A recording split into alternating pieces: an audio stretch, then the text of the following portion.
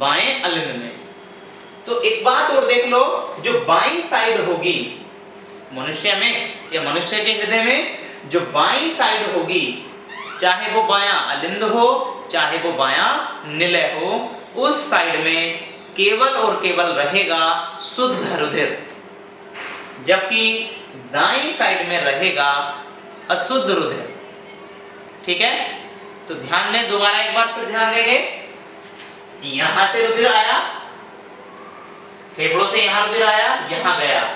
ठीक है, अर्थात एक बार देखो, एक बार हृदय से निकल गया रुधिर, फिर दोबारा आया इस साइड में और फिर निकला और फिर गया। अर्थात एक बार तो यहां और दूसरी बार यहां, अर्थात एक चक्कर लगाने में रुधिर को मनुष्य के हृदय में से 2 बार होकर गुजरना पड़ा है।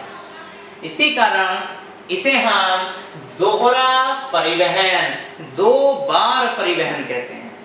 समझ पा रहे हैं इसे, डबल सर्कुलेशन को?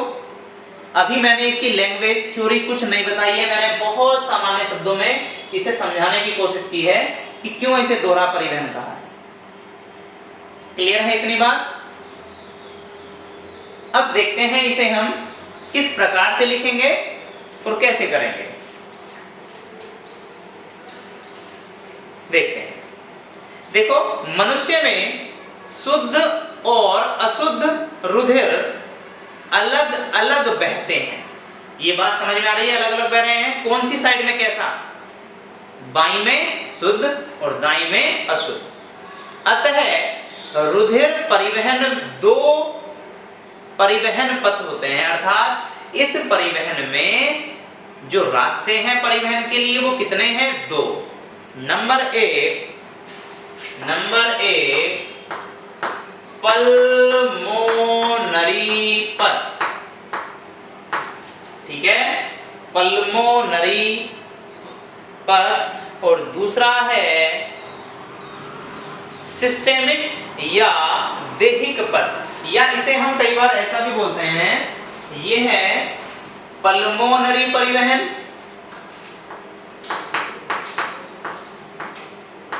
और ये है देहिक परिवहन। बहुत अच्छे से ध्यान देंगे। देहिक शब्द कहां है भैया? देहिक महाधमनी में।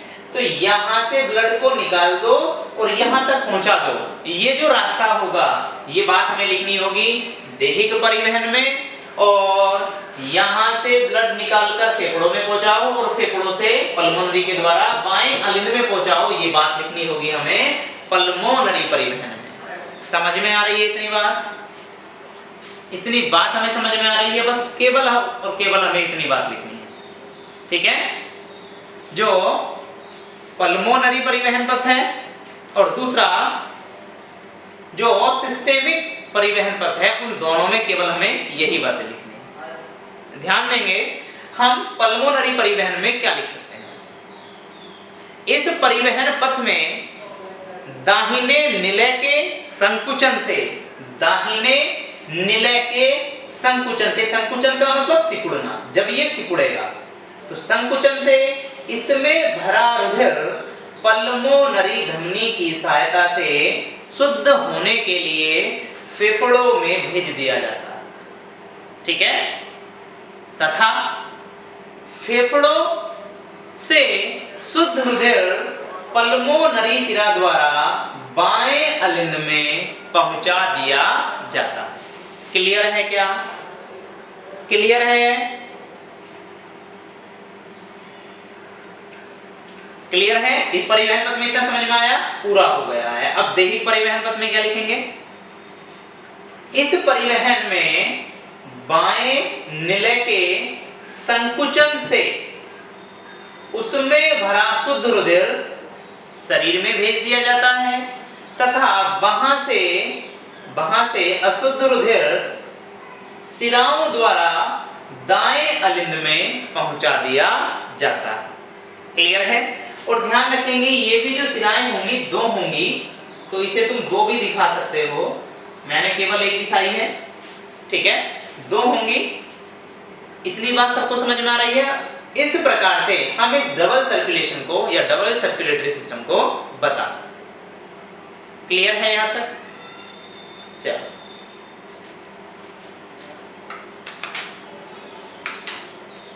अगर ये टॉपिक हमारा क्लियर है तो अब हम कुछ शॉर्ट नोट्स की बात करेंगे जो इसी से संबंधित हैं। और इसमें सबसे पहला शॉर्ट नोट है हार्ट बीट या हृदय स्पंदन। क्या है ये चीज?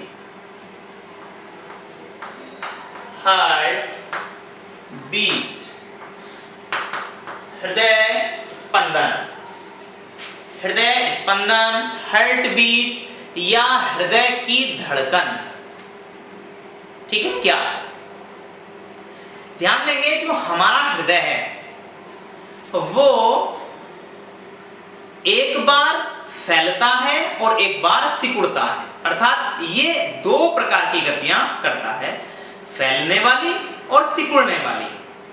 हम फैलने वाली गति को बोलते हैं अनुशिथिलन और सिकुड़ने वाली गति को बोलते हैं संकुचन। क्लियर है? अर्थात हमारा हृदय संकुचन और अनुशिथिलन, संकुचन और अनुशिथिलन, फैलना और सिकुड़ना, ये दोनों प्रकार की गतियां करता है। अतः एक संकुचन और एक अनुशिथिलन मिलकर हृदय की एक धड़कन बनाते हैं। तो हार्ट बीट क्या है? हृदय का एक बार सिकुड़ना और एक बार फैलना, इन दोनों को मिलाकर बन जाएगा हार्ट बीट या हृदय की धड़कन। समझ में आ रही है सबको? अब ध्यान देंगे, इस पूरे काम में अर्थात एक संकुचन प्लस एक अनुशिथिलन, ठीक है? एक संकुचन और एक अनुशिथिलन मिलकर क्या बना रही हैं? हृदय की धड़कन या हृदय स्पंदन। अब इन दोनों को पूरा होने में 0.8 सेकंड का समय लगता है। अर्थात जो मनुष्य का हृदय है वो एक स्पंदन कितने समय में पूरी करता है? तो हम बता सकते हैं 0.8 सेकंड। ठीक है? अगर मैं 0.8 सेकंड से भाग दूं 60 सेकंड को, तो हमें कुछ चीज समझ में आ जाएगी क्या? आ जाएगी। पॉइंट हटा दो, 0 बढ़ा दो, ठीक है? 8 सत्ते 56, कितना बचा? 4 0, 8 पंजे 40। क्लियर है? मतलब क्या निकल कर आया? ये 75 क्या निकल कर आ रही है भाई? 1 मिनट में कितने हृदय की धड़कन या स्पंदन होंगी? क्योंकि एक स्पंदन में 0.8 सेकंड का समय लगता है, तो 1 मिनट में कितनी स्पंदन? तो अगर हम 0.8 सेकंड से 60 सेकंड को भाग दें तो हमारे सामने जो भी वैल्यू आएगी वो 1 मिनट में स्पंदन की संख्या आ जाएगी। तो 1 मिनट में हमारा हृदय कितनी बार धड़कता है? लगभग 75 बार। यहां तक सबको समझ में आ रही है बात? चल, अब हम हृदय स्पंदन के बाद बात करेंगे जो बहुत ही ज्यादा मोस्ट टॉपिक है, जो हाई स्कूल बोर्ड में कई बार पूछा जाता है, जिसे हम बोलते हैं ब्लड प्रेशर या रुधिर दाब। इसके नाम ध्यान रखें भाई, इसे रक्तचाप भी कहते हैं। रक्तचाप, ये नाम बहुत ज्यादा मस्त है। रक्तचाप या रुधिर दाब, ब्लड प्रेशर, ठीक है। इसे बीपी, ये सबने सुना होगा, बीपी, ठीक है, बीपी भी बोलते हैं।